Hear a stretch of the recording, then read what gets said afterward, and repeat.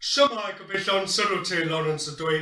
Heddiw mae'n dydd Gwyl Derwy ar y gyntaf o Fawrth 2021.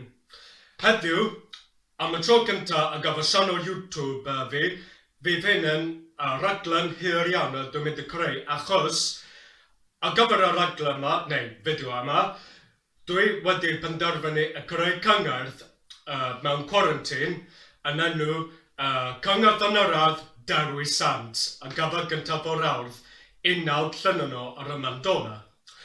Cyn iddyn ni dechrau, hoffwn i dweud bod yn ôl dydd Sadwrn mae Cymru wedi cyrraedd Lloegr 40 i 24 ar ôl da ni wedi cyrraedd Iwerddon ac yr Alban, felly dawn ni'n wedi ennill y goron trydydd. Hwrei! Da iawn Cymru. Da iawn Cymru wrth ein ennill y goron trydydd a gyfer y chwarae wlad eleni yn 2021.